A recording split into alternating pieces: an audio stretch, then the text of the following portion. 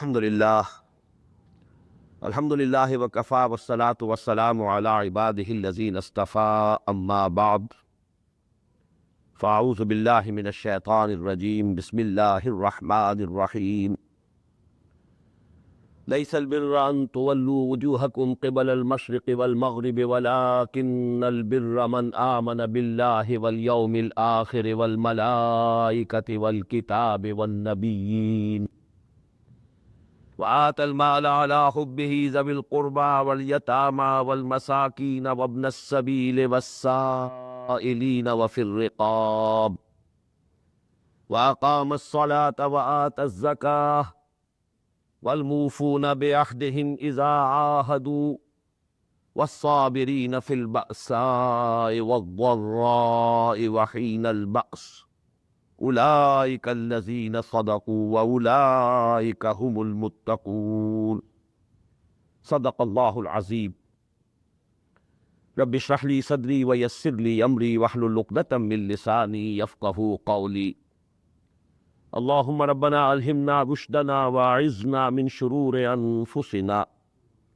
اللهم أرنا الحق حقا وارزقنا اتباعه وأرنا الباطل باطلا وارزقنا اجتنابه Ameen Ya Rabbal Alameen.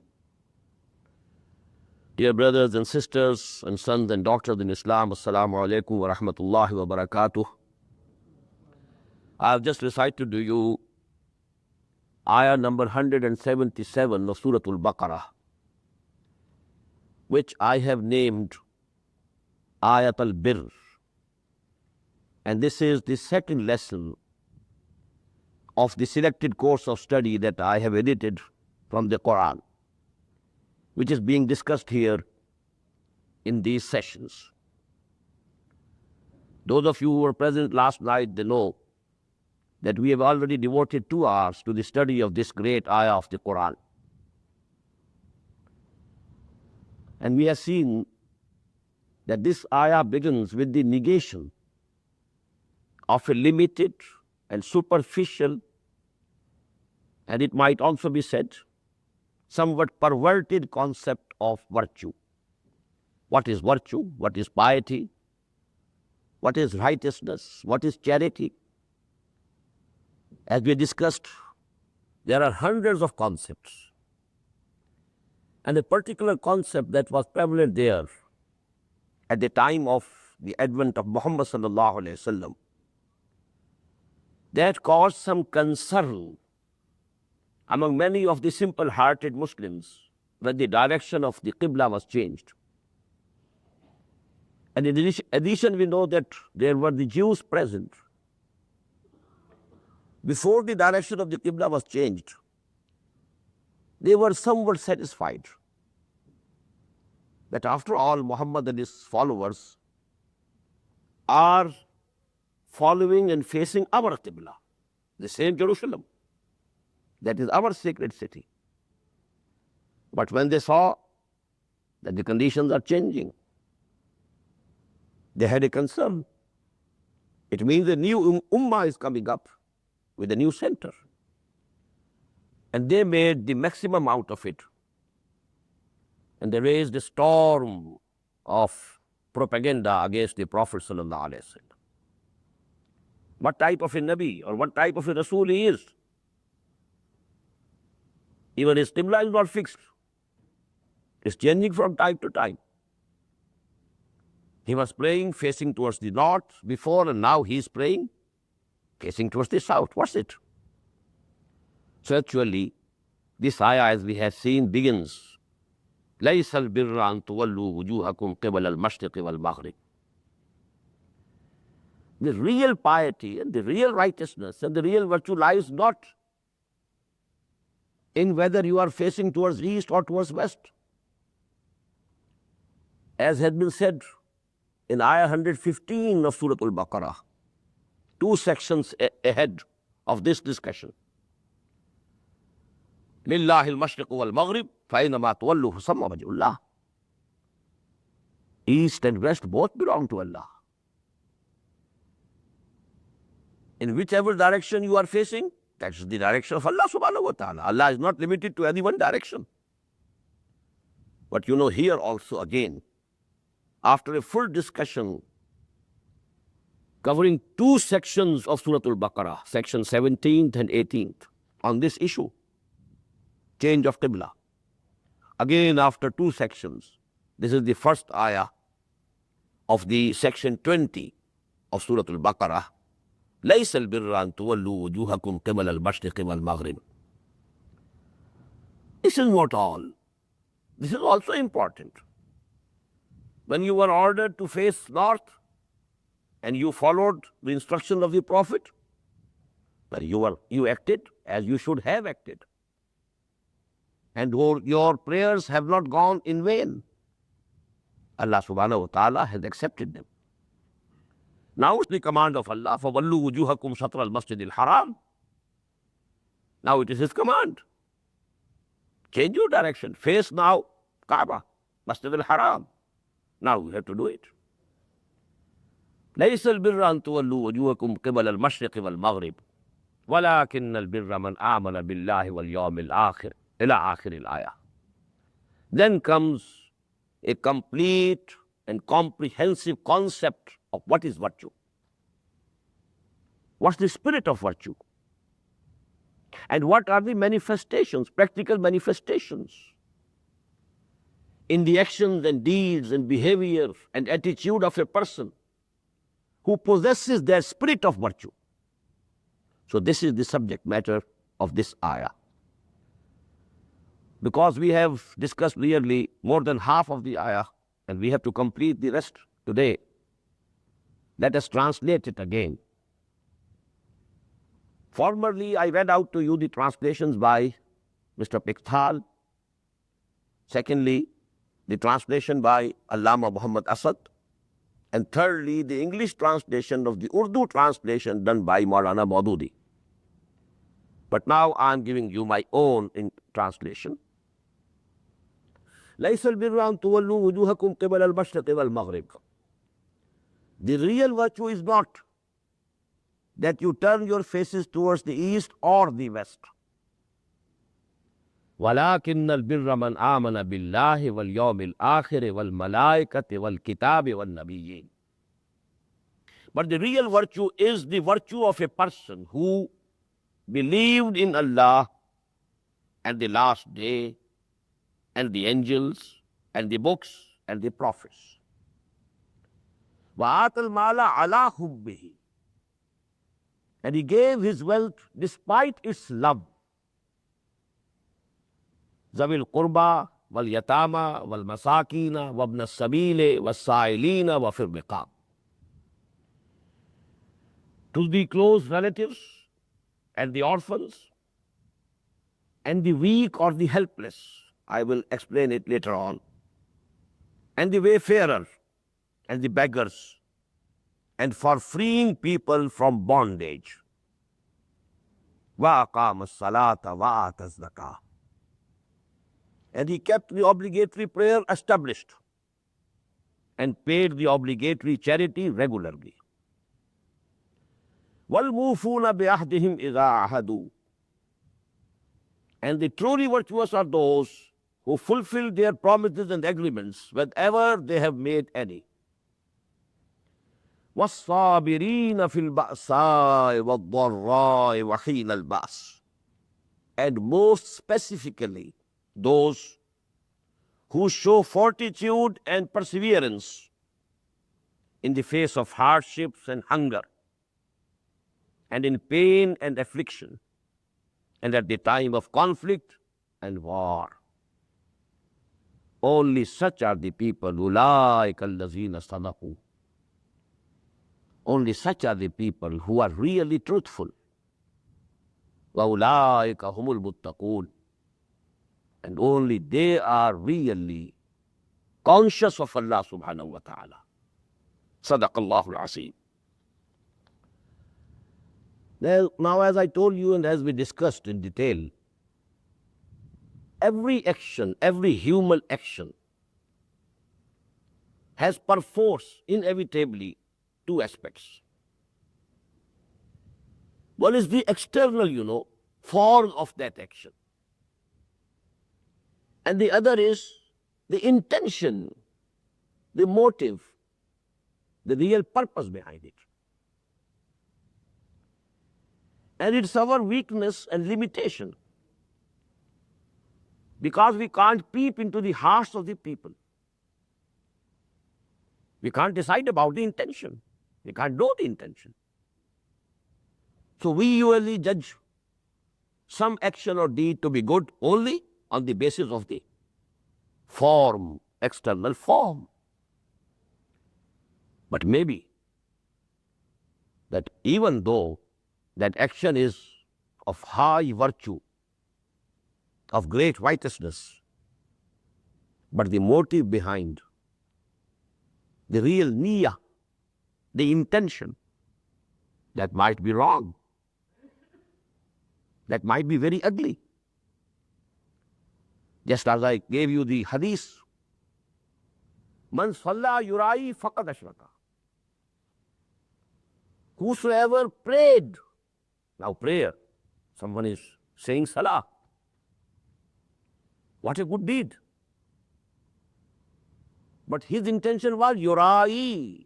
He wanted to show it off to the people. He wanted praise from the people. He is a very pious person. See to his sajda, how long it is. Indeed, he is very pious. If this is the intention, faqad ashraka, he has committed shirk, the biggest crime according to the Quran and Islam. Unpardonable crime. Inna Allah la yaghfiru yushraka bih wa yaghfiru ma duna dhalika liman yasha. Allah will never forgive that some shirk is done with him. He may forgive any other sin, any other shortcoming, to whom he may like, but he will never pardon. Twice these words appear in one surah, Surah An-Nisa. And here the Prophet is saying that that person who is praying, Man salla yurai faqad ashraka, wa man sama yurai faqad ashraka, wa man tasaddaqa yurai faqad ashraka. Aw kama qala sallallahu alayhi wa sallam. Whosoever is distributing charity and alms, sadaqat, what an act of virtue, what an act of righteousness, of piety. But his intention was to show off to the people, to show off his philanthropy. He is a very philanthropist. He is making shirk, he is doing shirk, he is committing shirk, he is a mushrik at that time. So actually, this is the essence. And that is why in the discussion about virtue and piety, first of all, Iman has been discussed. Because it is the Iman billah and Iman bil akhirah that purifies the intentions. Only such a good deed is really virtuous, which is done or committed only to please Allah and not to please anyone else, and whose reward is only sought in the hereafter, not in this world. If these two conditions are fulfilled, howsoever great an act of piety it might appear, apparently, it has no weight in the eyes of Allah, nor will it carry any weight in the balance of the Day of Judgment. So Iman billah, Iman bil akhirah, they give us the correct motive. And Iman bil risala gives us a balanced model.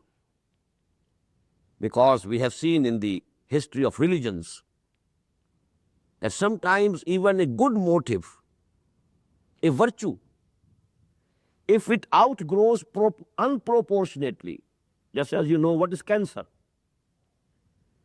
Cancer is the overgrowth of some tissue out of proportions. In the same way, some virtue,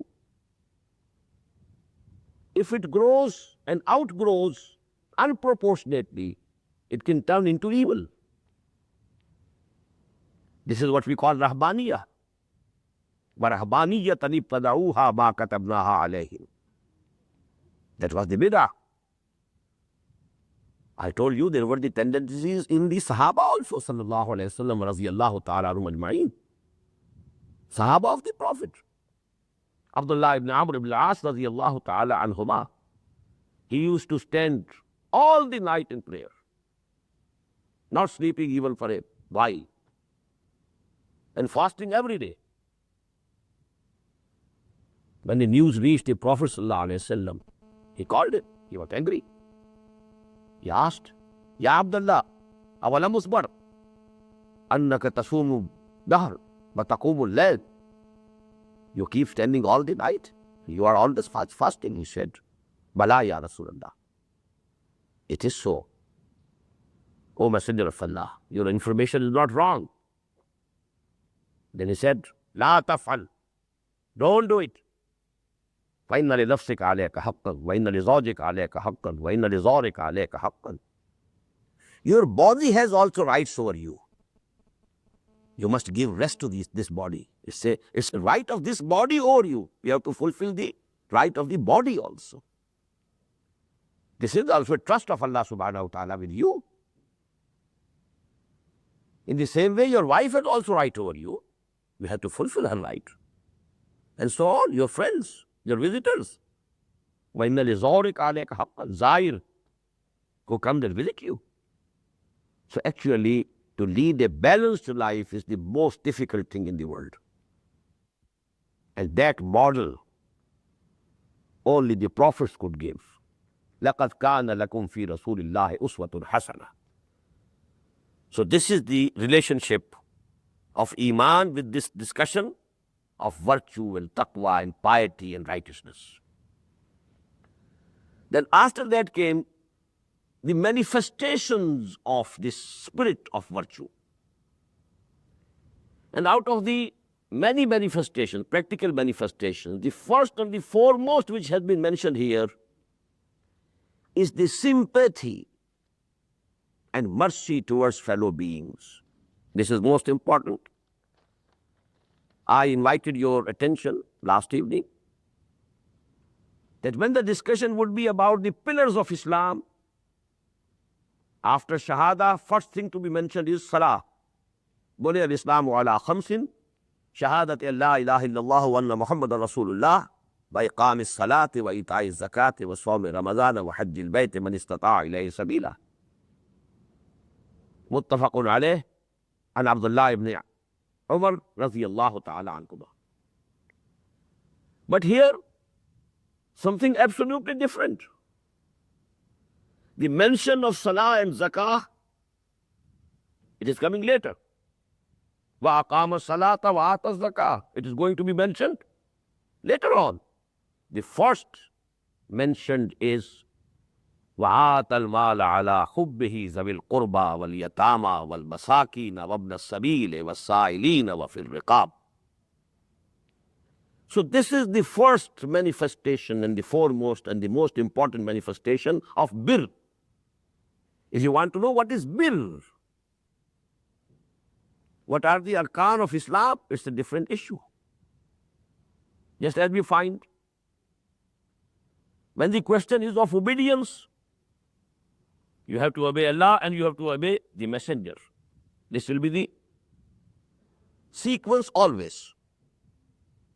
But when there is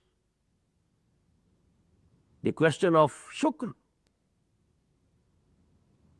to whom should you be thankful? Number one, to Allah, and number two, to your parents. Anishkur li wa li walidayk. Wa qada rabbuka alla ta'budu illa iyyah wa bil walidayni ihsana. So the sequence changes with the change of the title or the topic or the subject which is being discussed. So here we have in the discussion about birr, the first and foremost manifestation is sympathy and mercy and kind-heartedness towards fellow being. I quoted the hadith last evening Man yuhramu rifqa faqad harima al-khaira kullahu. Whosoever has been deprived of the kindness of heart, softness and kindness of heart, whosoever cannot feel others' pain within his heart, he has been deprived of all khair. He has no good at all. This is a very categorical statement. And I gave another categorical statement. A miserly person can be an alim, can be a mufassir, can be a muhaddis, can be an abid, can be a zahid, but he cannot be virtuous. لَن تَنَالُوا الْبِرَّ حَتَّى تُنْفِقُوا مِمَّا تُحِبُّونَ. You will never be able to attain the place of birr unless you can spend for the pleasure of Allah what is beloved to you, what you like the most. This is the criterion that Allah subhanahu wa ta'ala has given. And we have to take the verdict of Allah subhanahu wa ta'ala and the verdict of the Quran. We have to follow Quran. Now here, وَآتَ الْمَالَ عَلَىٰ حُبِّهِ. Here again I differ with the translation made by most of the translators. And I agree with the translation of Allama Muhammad Asad and Maulana Amin Asad Islahi. This ala hubbihi has been translated by many of the translators that they give their wealth for the love of Allah. It's incorrect. Allah in Arabic is used for something which is against. Ala hubbihi, as we call ala raghm. As we call it in Urdu and Persian, bawajud. Ala hubbihi, despite the love that everybody has for wealth. Although he loves it. And Allama Muhammad Asad has translated, howsoever he might himself cherish it, still he is giving it away for the pleasure of Allah. Now this is actually what ala hubbihi means. Against the lust that everybody has for wealth. زُيِّنَ لِلنَّاسِ حُبُّ الشَّهَوَاتِ مِنَ النِّسَاءِ وَالْبَنِينَ وَالْقَنَاطِيرِ الْمُقَنطَرَةِ مِنَ الذَّهَبِ وَالْفِضَّةِ وَالْخَيْلِ الْمُسَوَّمَةِ وَالْأَنْعَامِ وَالْحَرْثِ. This is the rule. All these things have been made very dear to every man. Every man likes them. Who doesn't like? But actually, this is the test of virtue. This is the test of character. That although these things, you like them, but still, you are spending them for the cause of Allah and for the pleasure of Allah. This is actually what is required of you. Despite its love, that is the actual translation. Now we must see the sequence. There are 6, enumerated, to whom this wealth should be given. But the sequence is very important. Al-aqrabu fal-aqrab. And it is very natural. Quran says that the first who deserves your good behavior, your help, are your own close relatives, Zawil Qurba. And what happens generally is to the contrary. Because in close relations there are disputes. Well, this person said for me that thing 2 years back. I'm not going to help him. We do see in our society that the widow of real brother, she doesn't get the help. The orphans of real dead brother, they are ignored. And orphanage is working for others. And alms are being distributed to others. Why? Because there was some dispute, something that occurred at some time between you and your dead brother. So the nephews, they will not get the help. the help and the alms and the charity will go to far off. This is why, because we are not doing it for the sake of Allah. We are doing it for the sake of our nafs. That is why our nafs comes in between. There's a very beautiful saying of the Prophet sallallahu alaihi wasallam. Man ahabba lillahi wa abghaza lillahi wa a'ta lillahi wa mana'a lillahi faqad istakmala al-iman. Aw kama qala sallallahu alaihi wasallam. Whosoever, if he loves anybody, he loves only because Allah likes him to love him. And whosoever is hating anybody only because Allah likes that he should be hated. Not that his own nafs likes to hate him, but Allah likes that he should be hated. Whosoever gives anything to a person only because Allah likes that he should be given that thing. And whosoever is withholding something from somebody only because Allah likes it to be withheld, well, that person has completed his iman. فَقَدْ اسْتَكْمَلَ الْإِيمَانِ. Kamal, completion of iman. When all your actions, are attached to the pleasure of Allah. You are loving only whom Allah likes you to love. You are hating only whom Allah likes you to hate. You are giving something to whom Allah likes you to give. And you are withholding something from someone only because Allah likes it to be withheld. You are nowhere in the picture. Your own interests, your own like and dislike, that doesn't come in the picture. It's the like and dislike of Allah subhanahu wa ta'ala only. If that becomes the criterion, our behavior would be absolutely different.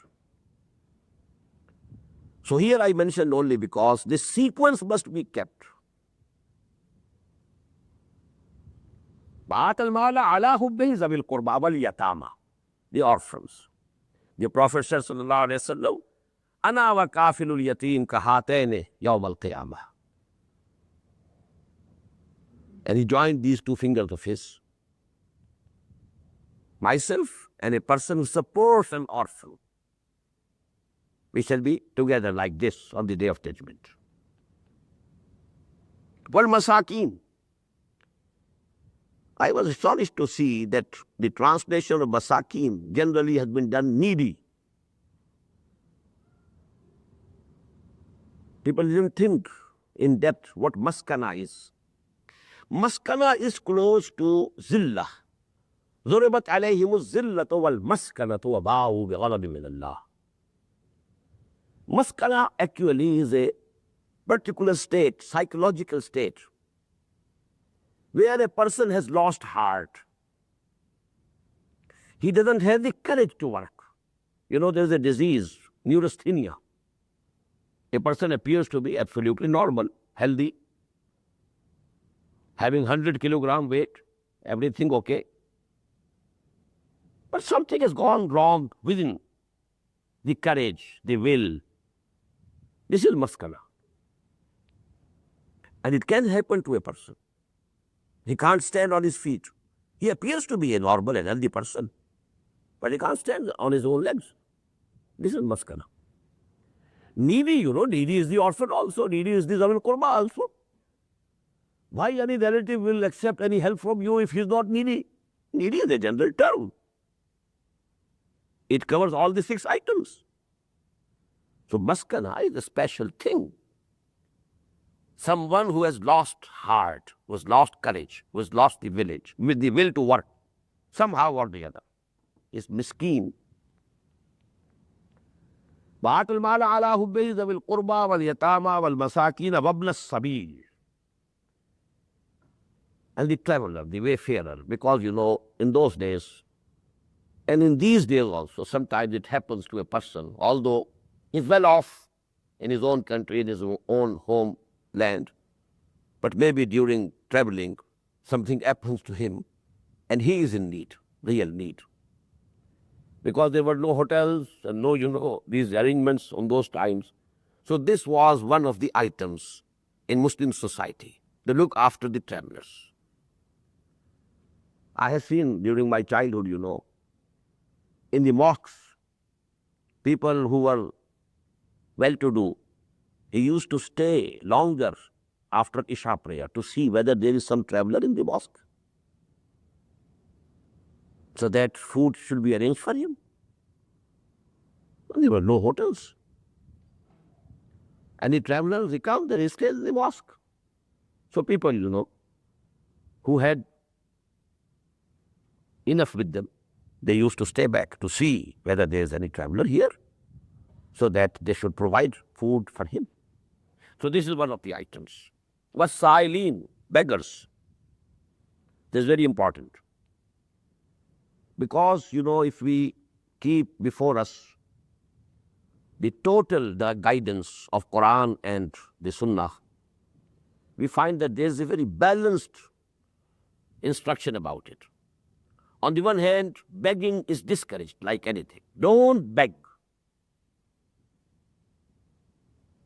Beg only Allah subhanahu wa ta'ala. Beg from Him. He will provide.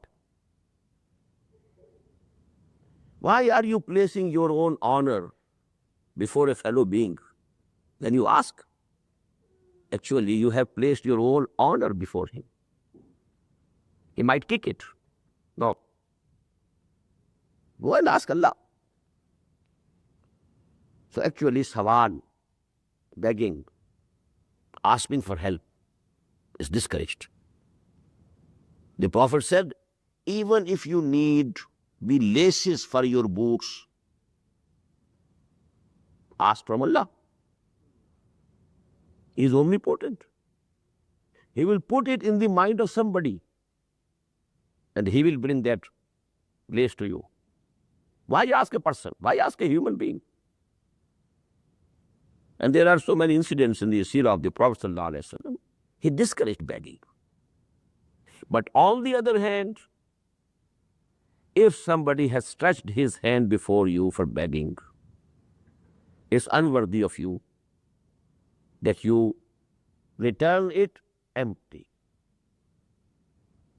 Give this eye, even if he comes to you riding a horse. You can't say, maybe what has happened to him.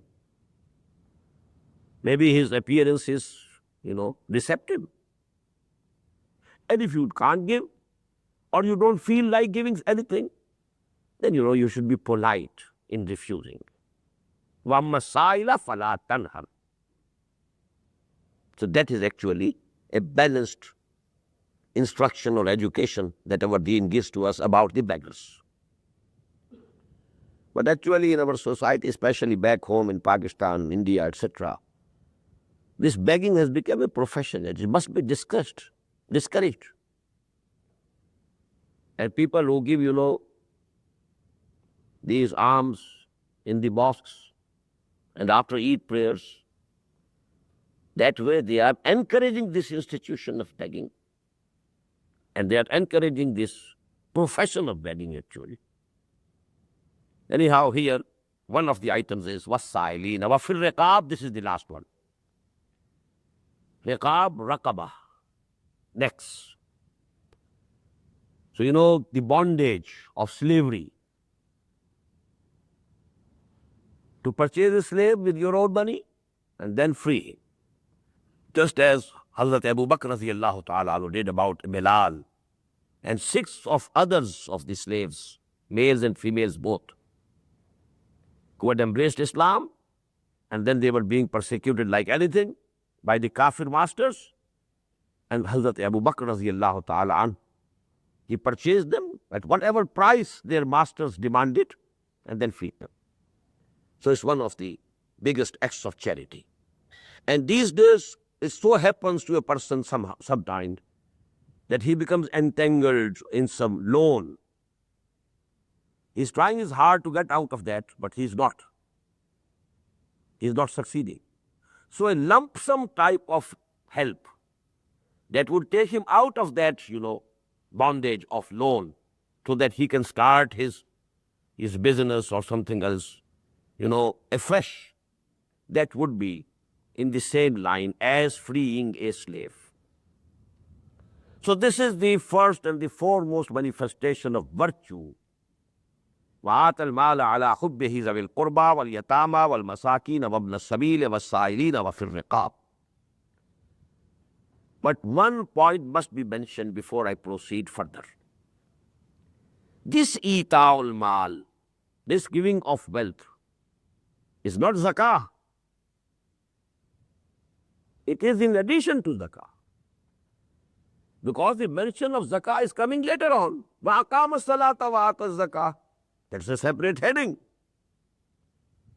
This is actually in addition. And there's the hadith of the Prophet ﷺ. He said, إِنَّ فِي الْمَالِ لَحَقًّا سِوَى الزَّكَاةِ. And then he quoted this ayah. ليس البر أن تولوا وجوهكم قبل المشرق والمغرب ولكن البر من آمن بالله واليوم الآخر والملائكة والكتاب والنبيين وآتى المال على حبه ذوي القربى واليتامى والمساكين وابن السبيل والسائلين وفي الرقاب وأقام الصلاة وآتى الزكاة. So zakah is going to be mentioned later. This is in addition. Because here we are discussing who is virtuous. Zakah is obligatory. There can be no Muslim without paying zakah. You can't be a Muslim at all. You will be declared a murtad and a kafir. Just as the murtadeen, and people who refused to pay zakah, they were declared murtad in the time of the caliphate of Hazrat Abu Bakr radiallahu ta'ala. So that is actually the baseline of Islam. The baseline of Islam consists of Saum and Salah and Zakah and Hajj. These are obligatory things. And here you are discussing the higher story, the higher level of virtue. So actually here, this giving away of your wealth to the close relatives, to the orphans, to the weak, to the wayfarer, to the beggars, and in freeing the people from bondage, this is in addition to zakah. Please again listen the hadith. Inna fil mali lahaqqan siwa zakah. Because generally it's the conception of people that zakah is the only thing. One, if he has given away and he has paid fully the zakah, it's okay. No, this is, if you want to be virtuous in the eyes of Allah subhanahu wa ta'ala, if you want to attain the level of virtue, lan tanalul birra hatta tunfiqu mimma tuhibbun. So this is actually an additional thing. Now what is the second practical manifestation of virtue given in this ayah? وَأَقَامَ الصَّلَاةَ وَآتَى الزَّكَاةَ. Now this relates to the two most important and obligatory modes of worship of Allah subhanahu wa ta'ala. I mentioned before, and I invited your attention to the fact that these are mentioned here after that basic and first and foremost manifestation. Now about these two things, that is the Saum and the Salah, we shall discuss these things later on in the third section of this selected course of study of the Quran. Everybody knows what is Salah, everybody knows what is Zakah. But what's the philosophy? What's the wisdom? What's the system? Actually, these things will be discussed, inshallah, in the third section. When we study different forms of amal salih, these are amal. But here it must be noted that what's the relationship of these two with the two things which have already been discussed in this ayah. Two things which have been already discussed are Iman, وَلَكِنَّ الْبِرَّ مَنْ آمَنَ بِاللَّهِ وَالْيَوْمِ الْآخِرِ وَالْمَلَائِكَةِ وَالْكِتَابِ وَالنَّبِيِّينَ.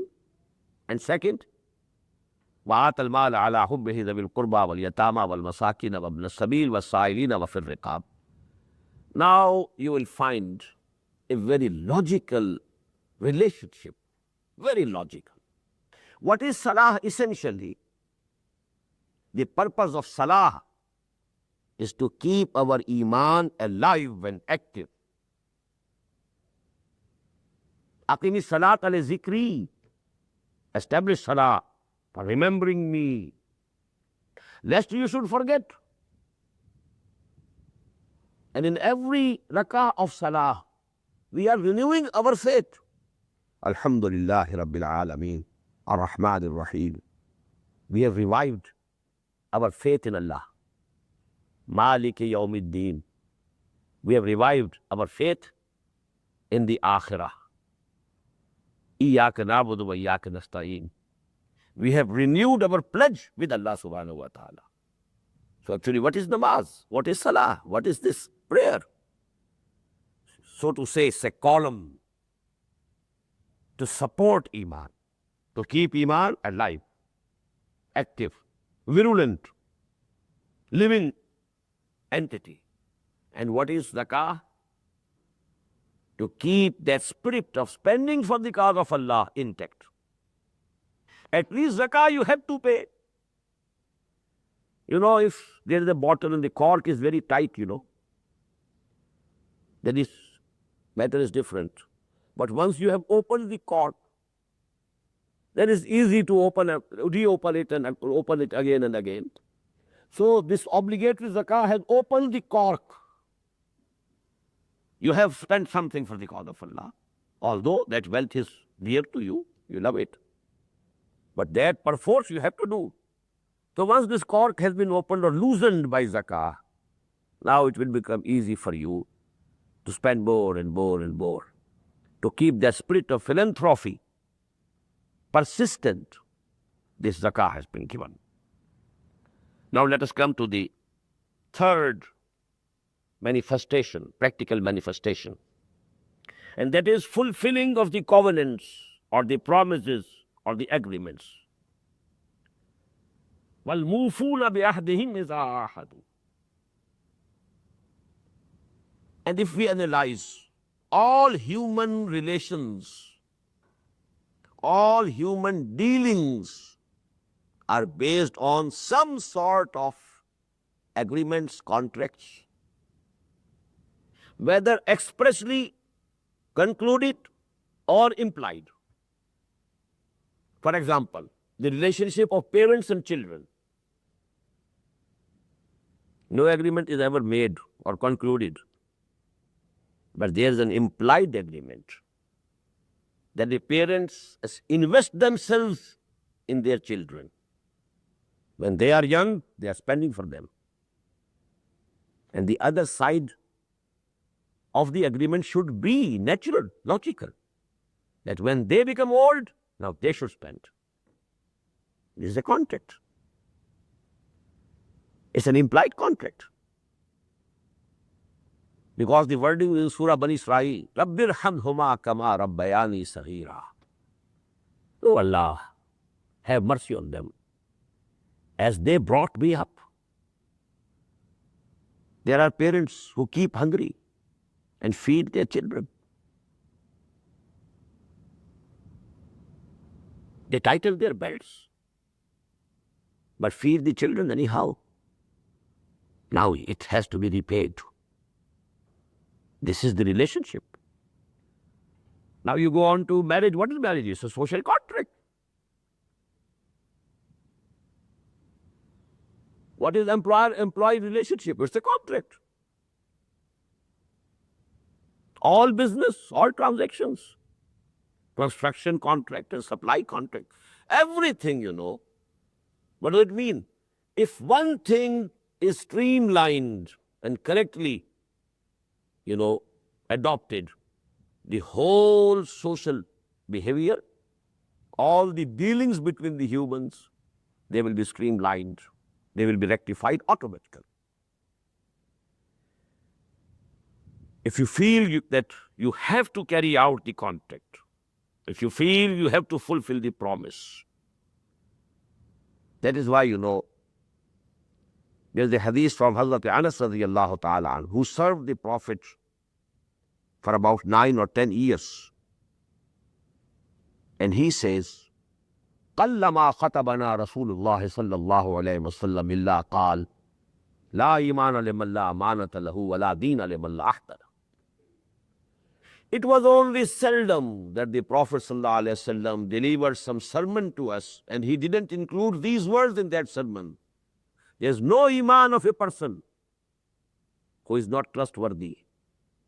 And there's no deen of a person who doesn't fulfill his promises. No deen. Categorical statement. You have to carry out the promises that you make. وَالْمُوفُونَ بِعَهْدِهِمْ إِذَا عَاهَدُوا. And we can see one thing more. What is our deen? It's a contract. It's an agreement. It's a mithaq between Allah and the bondsman. This is ahad. First of all, we made a contract with Allah subhanahu wa ta'ala, an agreement. Alastu bi rabbikum? Qalu bala. Before coming to this world, which we call ahdu alast. Then when we accept Him as our Lord, and I told you, in every rak'ah of the salah, we say, Iyaka na'budu wa iyaka nasta'in. It's a promise. إِذْ أَخَذَ اللَّهُ مِيثَاقَكُمْ. Mithaq. Mithaq is something which binds two parties in some contract. So, وَالْمُوفُونَ بِعَهْدِهِمْ إِذَا عَاهَدُوا. And lastly, and this is the highest manifestation of virtue in Islam. I'm sorry that very little time has been left at my disposal.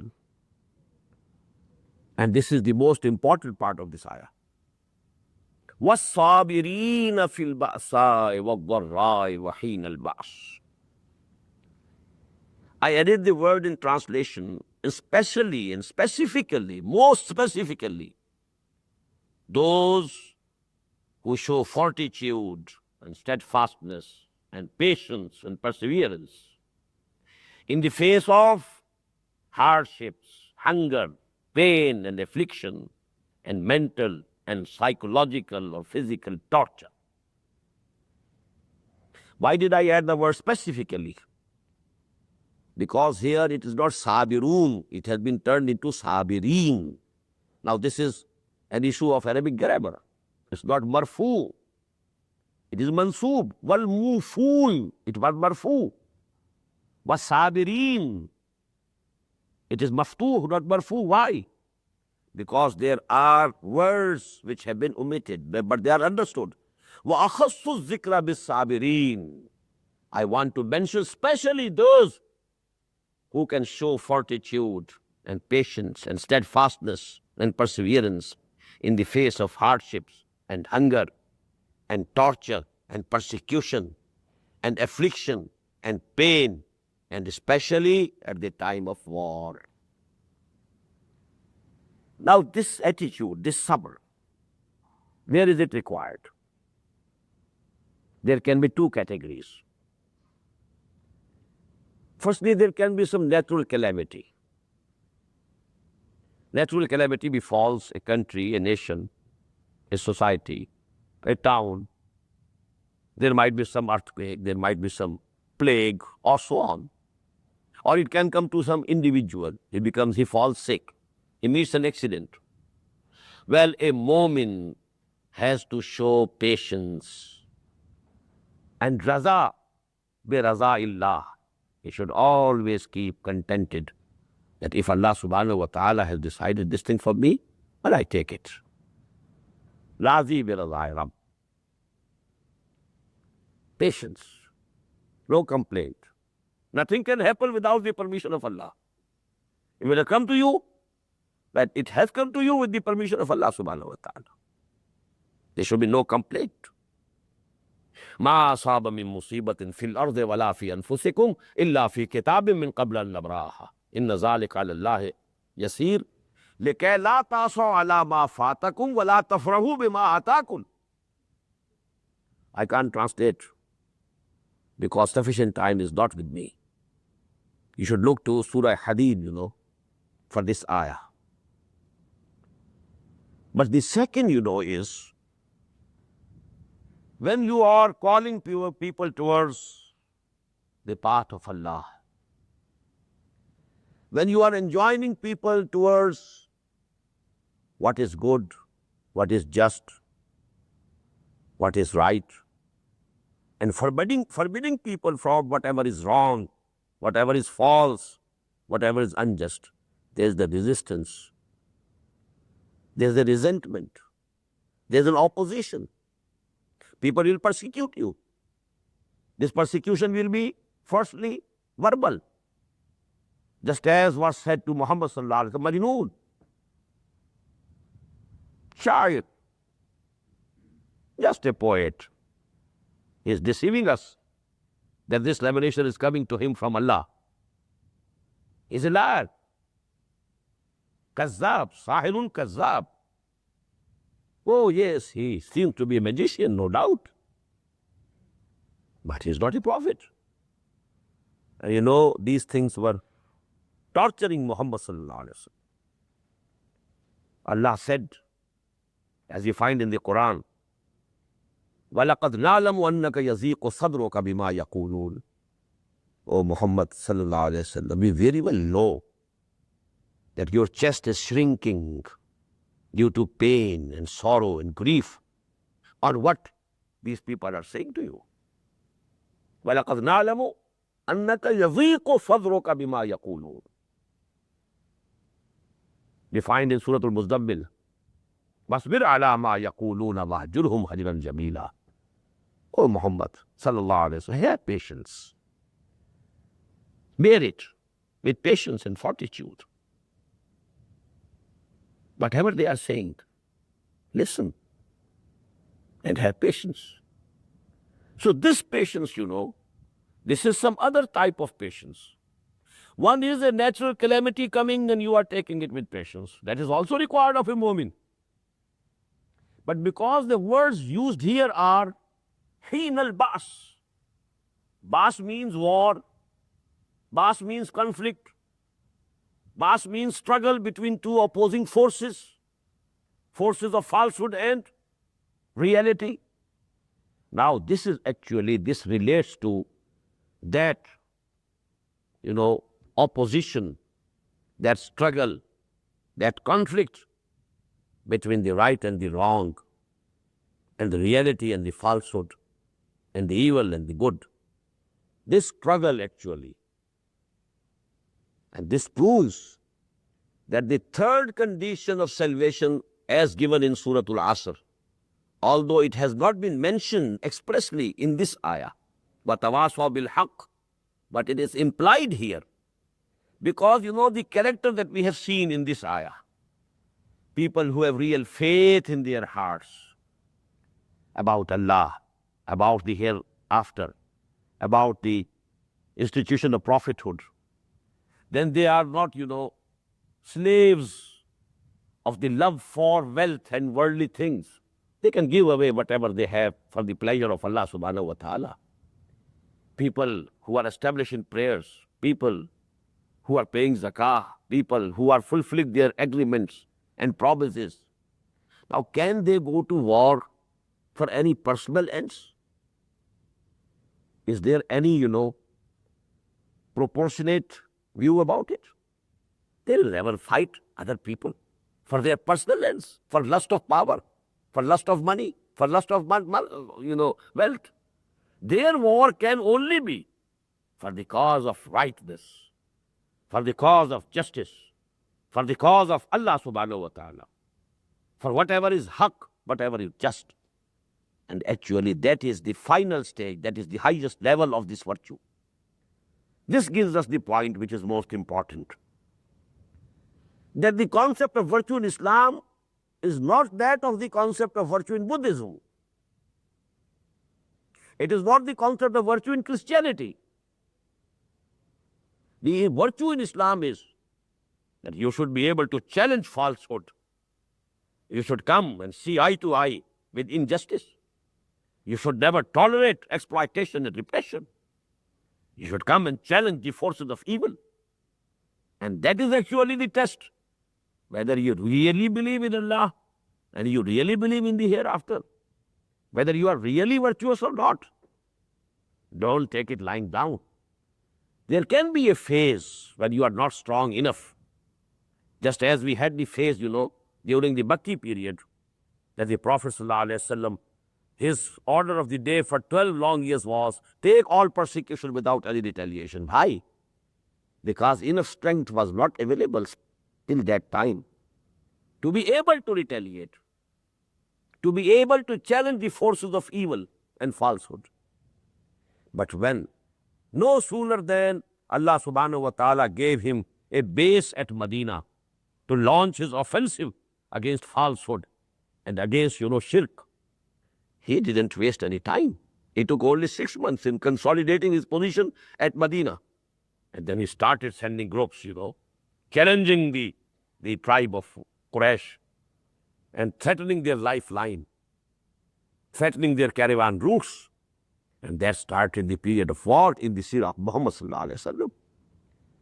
So actually, the concept of virtue in Islam is very much different from the concept of virtue, as I said, in Buddhism. Bhikshus, just spreading and spreading and spreading and traveling and traveling and traveling, not harming anything. Not even bacteria shouldn't be killed. Do not even, putting on shoes, lest, some insects are trampled under your shoes and killed, and so on and so on. Or this is not the concept of virtue in Islam. You should be virtuous. Number one, you should have real faith. Number two, you shouldn't be slave to the love of wealth. You should be able to give away your wealth to the needy, to the poor, to the relatives. And then you have to establish prayers. And then you have to pay the obligatory zakah. And then you should be, you should fulfill your promises. All, human dealings should be streamlined. But then you should stand up. You should uphold the banner of justice and fair play. And you should challenge the forces of falsehood and tyranny and repression and exploitation. And you should be able to lay down even your lives for the cause of Allah subhanahu wa ta'ala, for the cause of justice. لِيَقُومَ النَّاسُ بِالْقِسْطِ, so that the people should abide by justice. Now that is actually the highest level of virtue in Islam. And then come the final verse, أُولَٰئِكَ الَّذِينَ صَدَقُوا. Keep all these things together. This is one human character which has been portrayed, different aspects taken together. This whole, an organic whole, these are the people who are truly truthful. And these are the people who are actually God conscious, who are muttaqis. Take the concept of taqwa from here.